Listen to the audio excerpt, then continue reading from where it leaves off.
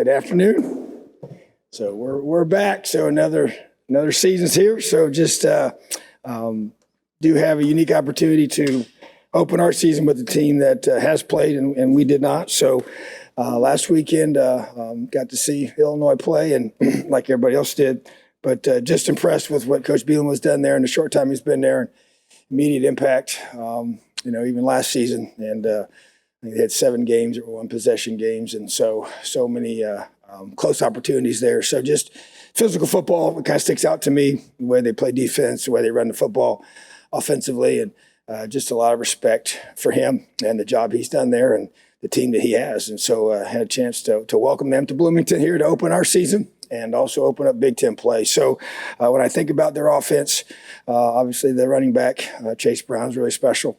And that's a great season last year and showed it again on Saturday, and big physical offensive line and new quarterback and Tommy DeVito that really seems to be a great fit for what they're doing schematically. And Isaiah Williams is a very, very talented receiver. I really like their tight ends. And they got a lot of receivers. I had a bunch of guys that caught the ball Saturday, and so it gives you a lot of things to defend. So new system that we're obviously didn't have to show a lot on Saturday, but we'll have to be prepared for a lot of things that we don't know about yet. And then defensively, just Coach Walter's done a tremendous job turning that defense around a year ago, and it's continued. A lot of guys back from that group and good length in the secondary. Just really impressed. The Brown twins, one on offense, one on defense. Really, really good football players, physical, athletic, and very, very active. And so just impressed with their linebackers, physical D-line. They make it tough on you up front and try to keep the ball in front of them. So good system on both sides of the ball, special teams as well. They got a new punter, had a really, really talented one a year ago, and got another good one and started the game with a big kickoff return. So strong on special teams as well. So Big Ten football is what you expect. Really good football teams every single week, and a tremendous challenge, great opportunity. Excited for our players to open our season. Tired hitting each other. It's been a long fall camp, a little bit longer than normal because of the new format. But guys have been busting their tails and doing a tremendous job of buying in and got some new faces, and excited to see these guys come together and play and do it in front of our fans opening night on September 2nd. So questions? I guess philosophically for you, new quarterback, probably new starting running back, even some guys maybe that are going to be starting for you that have been here but not been in such prominent roles in the past. Is this, as you think about it as a head coach and you think about what the growing pains of week 1 might look like and sort of figuring things out on the fly, is this as much kind of, I guess, uncertainty, for lack of a better word, as you can remember facing in your career in week 1? Yeah, I would say probably the most number of new faces without question. That'll be playing opening night with such a high caliber opponent and not having any preseason games or anything other than our scrimmages. So yeah, definitely a lot of unknowns. And so I think that, that can be exciting. It also can be challenging, but I think, that's what you got to do, and that's where we're at, and that's what's in front of us. And so, yeah, I'm excited. I'm excited for our kids to play. But yeah, there's just things you just don't know for sure. And like you said, a lot of different positions. I have some new faces there, and I'm excited for those guys that'll be in those roles, and anxious to be able to see our guys go out there and compete and play in front of our home fans and in our home stadium. So I just think that definitely creates a lot more anxiety, I think, for the coaches, but at the same time, a lot of excitement, and I can't wait. I wish we were playing tomorrow. How you doing, Tom? How did you guys come through preseason camp health-wise? Is there any key guys that you're expecting not to have on Friday? And also, you obviously made your decision to quarterback. How did just the first week go with a established guy? Yeah, I would say first part, relatively healthy. I don't say we're going to have every single person that we hope to have, but I would say it's going to be a high percent, so different than a year ago for sure. But and that's been a real focus, that balance of being physical and being able to prepare ourselves, but also keeping our guys healthy. Today was a very physical practice, full pads. It's a work day Tuesday for us on our game week prep mode. And so full pads and really, really physical day today, which is awesome. And I love love that, but also you try to balance the two sides of that as well. So feel good about the health of our team at this point. And so, yeah, I had a chance to be able to last week have practices with our, the starting quarterback in place, and then obviously again today and will the rest of the week. So it's been really super positive. It's been great to be able to have those kind of reps and be able to have that kind of flow. And so I'm anxious to see those guys go out there and compete on Friday night. Tom, not that you have any choice in the matter, but would you rather be playing a softer touch out of conference to start the season, or are you okay with starting with the Big Ten? Yeah, I would say that the one part there is probably the biggest piece, and that is we got no control over it. So I'm just one of those guys. I try not to dwell on the things I can't change, but I think just from being in this profession for 30 years, you always feel a little better if you have a preseason game, to go through, whether it's a preseason scrimmage or which we used to always have in high school, or, when I was at the smaller levels in college, we always had a scrimmage that we would go and play against another team, and it felt like a real game, but it just didn't count, So we always had those, and that was always nice, and you felt a whole lot better going into week one with that. There's no question that there's always kind of like a desire, if you could just pick a perfect scenario, you'd like to kind of just continue to grow and with your group. So, but that's not how it is, So, and you just look back and you don't focus on that, and we really truly don't. I mean, I'm being very transparent with you, but I think that there are definitely advantages to opening with such a high caliber opponent, and a conference opponent, and there's no doubt that creates so much, positivity towards your program in so many different ways, and so that's what I really like, and that's what we embrace, and that's what we focus on, and you got to just work through those kinks in the first quarter and second quarter rather than working through them in the previous week. Coach, because you don't have that softer touch this week, are there ways that you have to approach this game different than maybe you would have if you did have a different opponent, like rotations? I don't know, other than the fact that we've really been working hard to create the preseason feel in its practices, the game-like feel. When I say preseason, I'm talking like a preseason game, and then we talk in each one of those, we talk preseason game number one, and even in today's practice, just the physicality of it all. You're just trying to simulate those things that you get from a game situation, and going into the stadium and being under the lights like we did last Friday night, which was really, really important to do. And so just going through all that to me to try and just kind of create that situation for your team, and from a mental perspective, from a physical perspective. And matter of fact, we did some mock games with our staff, and just to be able to simulate, with the time and the decision making and all the data that we collect, and because we got new faces, new guys in different spots, and even as simple as, and people don't think about this, but we got 4 brand new GAs, and so because all 4 of our guys from last year's staff all got full-time jobs, which is awesome for them, but new faces for us. So those guys have roles on game day that we count on heavily. So just the guys in the press box and working through all that. So we've done that, and so yeah, I think that there's no question you try to do all those different things, but nothing's like playing a real game. I get that, but you do everything possible to get as close as you can. Coach, when talking to people about Cam Jones, it seems like the consensus is that he's a really, really good person. Are there any memories or stories that kind of stick out in your mind where, you just were like, yeah, man, Cam is a really good person? Well, I mean, there's no question. I always think back on, and you do this long enough, a lot of young men that you coach, and gosh, I don't know if I've ever been around a more genuine individual that just cares about people, cares about his teammates, cares about his family, wears that heavily on himself. Just selfless. I guess to me, it's just, and I think the first person that noticed it, brought it up to me was Coach Wellman. So this was even a year ago, in between our special teams work and different drill work, where he's obviously part of all that stuff. He's getting all the equipment off the field to help the managers, when most players are either getting water or just totally just focused on something totally different.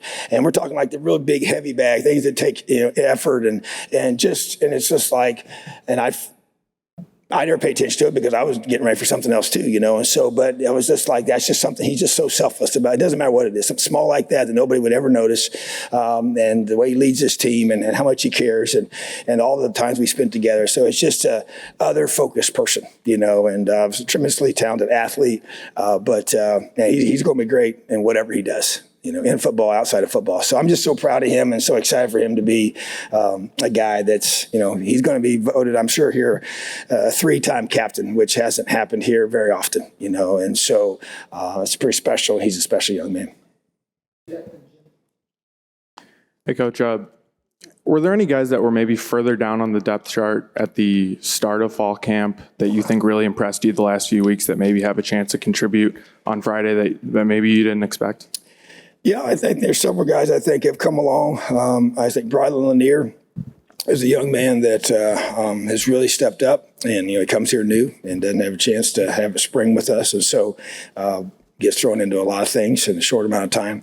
And I think he's really elevated his play in a huge way, which is really important for us. I think Josh Sanguinetti is another one, just continues to get better. Even today, just thinking about watching him out there move around and finish tackles and be able to be in position to do that as a guy that, he's obviously been with us, but needs to step up, needs to elevate himself, and so I think at the receiver room, Anderson Colby's another one that continues to just really flash for us, and excited for him and his opportunity he's been given, in our program. And I think also James Bamba, is a guy that continues. Even today, some things we did from a physical perspective were impressive, and so I know he cares so much and just has such a tremendous work ethic and toughness. And so guys like that, to me, have really elevated themselves. I think Khalil Benson's another one that has really started to come on. I think that he needed to have a tremendous summer. He had a phenomenal summer. It's always amazing how that's just usually a precursor to a great fall camp, the way they approached the summer and the mindset that he had and the workouts and the way he was doing things like that. And that's a guy that we need on the offensive line to really step up, and help us and be the kind of player we knew he could be. So several others, but those are the ones that jump out to me at first. Tom, can you, after all the practice sessions that you had this year, can you get a feel for the character of this football team and how it will carry out through the year? Or is it something that just has to play out on its own? Yeah, I think, from all the years doing this, I think it probably manifests itself more clearly as the season unfolds. But I think because you can't ever simulate the highs and lows of a season and how they're going to respond to that. But you have clues, we brought a guest speaker in. He said something that kind of stuck with me. He said, greatness leaves clues, and so you get signs of a team's character and their qualities and the little things that they do. And so there's a lot of things about this team that excites me in those areas, to where I feel like we have a strong group of leaders that care a whole lot and are going to make sure things are done the right way and that the little things are attended to, and Cam Jones is a massive part of that and his passion that he has for this program. And it's infectious for the guys around you and multiple guys, I would say Monster is that way, and Tywan Mullen and Jay Williams and Jalen Williams and James Head, and Matt Bedford on offense and A.J. Barner's elevated himself and all the guys on that side of the football that I feel like have just really, really absolutely busted their tails. And, I know how hard Jack has worked and you bring a guy in here like Connor and what he's bought into our program and then Sean Shivers, who has not been here that long, is just highly respected and just works so hard and just brings such an energy to everything he does. So those are things that you really like seeing, and I think that's super positive for our guys. But at the end of the day, to answer your question, probably, I think the season has to kind of unfold and the guys have a chance to live out and respond to the good and the bad and the ups and the downs that the season always brings you, and so I think that's where that true character. And it's interesting because it kind of like as the season unfolds, you kind of see certain, personalities of them as they play and sometimes the good qualities and they just continue to keep showing up. And sometimes the negative things that kind of haunt the team kind of sometimes don't seem to go away either. So that's where you got to try to address those things early. When you see the good things, you want to elevate them. The things that not what you want, you got to be able to try to work through those to create a different outcome. But yeah, I think that every year, every team's a little different. Coach, this year with the advantage of not having anything on tape, the only way to look at it is everything's we've talked about. Illinois played first, but how much pressure does that put on the offense to use that advantage to succeed in this game with the importance that it lays.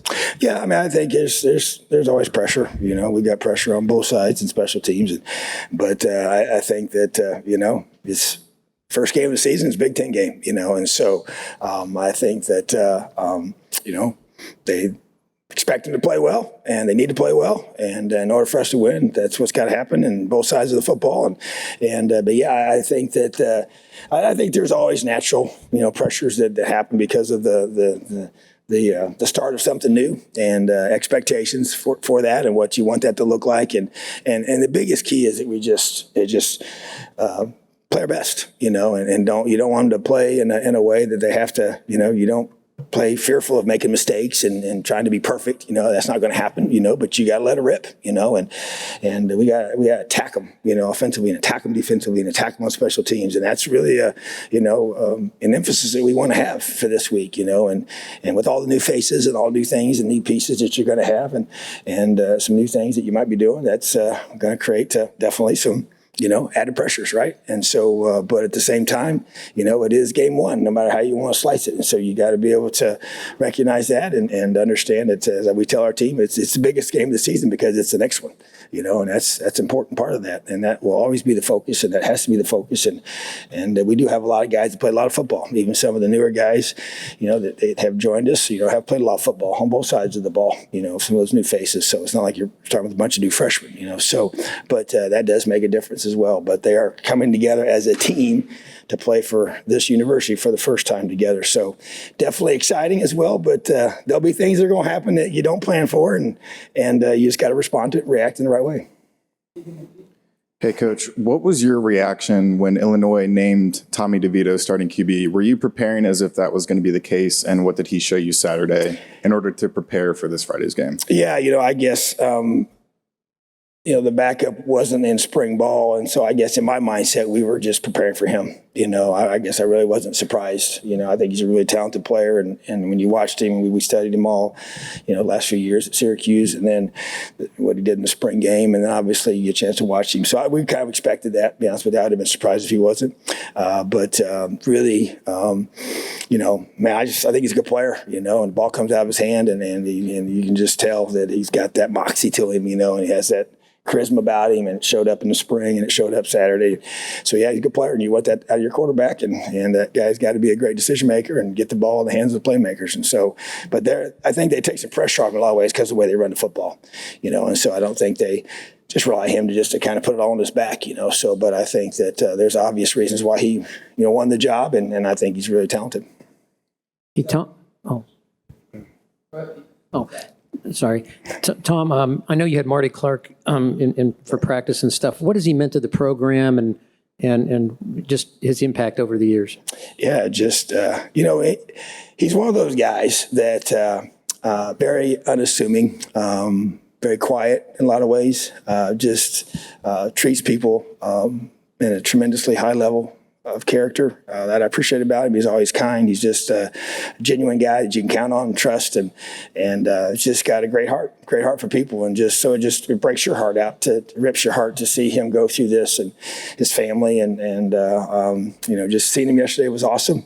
Great having him with us at practice, but man, just high quality person that's just been here for so long, so much part of our history. And I didn't even know that he had started the tradition with the little medallion eyes that we give to all the coaches and players. And even though I'd gotten several here since I've been here, did not realize he was the one back in 2001 that came up with that idea and shared it with Coach Kim Cameron. So, but just kind of, one of those that, because he isn't directly over just football, Mitch Goodmanson's our guy. And so some of our guys don't get to spend as much time with him. And so I really wanted him to be a good chance to see him yesterday and give him that award, that plaque, which was really special. And so just, man, great man. Unbelievable person that cares about this place, cares about people, and he's easy to root for. And we're just going to continue to pray for him and love him, support him to all we can. Hey, Coach. I'm wondering if you can elaborate and talk about how you've developed as a coach, like year over year. Yeah, I mean, I think, you try to, you study other coaches and you spend time with people, you work on different staffs, and you grow, and you want to be able to, get better, learn, and been blessed to be with some really, really quality men that I've coached with and learned from. And to me, it's always about trying to create an environment where you can make a difference in these kids' lives. That's always been, to me, if I wasn't doing that, I'd do something else. I just, if I didn't feel like I was helping them become a better man and helping them become the person I believe they were created to be, I just think if this is just all just trying to spend all these hours just to try and win a football game, I think it's, it wouldn't have the meaning that it does to me, So that's always been at the forefront. I've always cared about relationships with our guys. I've always cared about who they are and how they represent us and the way they learn to play the game and develop as a man through the process of preparing and all that this sport teaches you. So that to me, you just want to grow in those areas. I always want to surround myself with guys that care about those same types of things and learn from them. And how can I do a better job of that and balance all the different challenges you have and you keep growing as a coach, But to me, it's always, when I was a young high school coach, I would go and watch, when I started in the state of Florida, I'd go to Florida and watch them practice and spend time with their coaches. And I did the same thing at Florida State. And I'd drive up there and sit in their offices and watch film and watch them practice. And when they would bring the games up, I'd kind of try to listen into what they were saying. And Coach Spurrier was at Florida and Coach Bowden was at Florida State. So I was pretty blessed to have two of the greatest in our profession at that point in time. So just be around those guys. And then you come up here, and I was a high school coach in the state, and then you come here, and I came to Purdue. I spent a lot of time at Purdue, and a lot of time here on those staffs and just growing and learning. That's how people always ask me, what do you, I just go and meet with them and watch them and sit down with them. And I like to sit there and just watch them, correct practice film with their coaches, and some would let us do that, which was great. And some would not, but most would, especially the two here in Indiana and Purdue when I was coaching high school. And so just growing to learn and working camps and just trying to be around them and you just grow and you learn. And then I've just learned probably the best way I've learned throughout the years is just going and doing it, and going and coaching at the smaller level and working our way up, and ended up in the Big Ten and the SEC. So just a matter of surround yourself with great people and be willing to go and wherever you got to go and read and study and dive into it. And like I said, just try and find guys that I wanted to be like and spend time with them. Tom, again, I'm sure you've been asked many. Did I interrupt somebody? The decision to go back to calling the plays on defense, exactly when did you decide to do that, and what was the process that led up to that decision? I'd say at the forefront was just, a frustration with what we were able to do, a year ago. And just as you have coaching changes and, you just feel like, if you can solidify the key area that you feel the most expertise in, I guess is that the best way to say it, on defense. I want to make sure that was right, and if we played really good on that side of the football, then we had a chance, and so I just felt like we just kind of got away from some things that I believe in, that I want to make sure we're always doing. And so I definitely feel like I grew as a coach in the 3 years I didn't call it, in terms of as a head coach, and feel better about all that and the game day flow of everything. But I guess just to answer your question, it was more of, that's the area that I really feel is my strength as a coach, and I want to make sure that area is right. And so if it's not getting done the way you want it done, then you do it yourself, because the buck stops with me. So really, at the end of the day, that's what it comes down to. And so got great staff, great assistants to help me, and Chad's done a great job and I like the balance that we have. I don't feel like I'm having to do all the things I did when I was calling it the first time, but yet it's still the scheme that we want, and the calling that we want, and the way we organize everything. So, but you got to have great people. There's no doubt. You got to trust them and give our guys a lot of autonomy to be able to do things. We've had definitely some defensive coaches have been here a long time with me, so that's a positive thing without question. So, but yeah, that's at the end of the day, that's what it came down to, but we all got to do it together, and the guys got to play at a high level defensively, because that's what's demanded in this league. Obviously, going back to the concept of just opening up against a Big Ten opponent. Last year, you guys traveled to Iowa, really hostile environment. This year, you're going to host that game at home. What kind of impact does that make, and how big of a difference does it get to be to host that game? Well, I'm glad we're home. I think it makes a difference. I think that's a tough environment to play in. I'd never coached there before, and that's very, very challenging without question. And the way it started was probably worst case scenario for us. And so, just being home is important. I think that's once again, I don't pick those. So, but I am thankful to be home.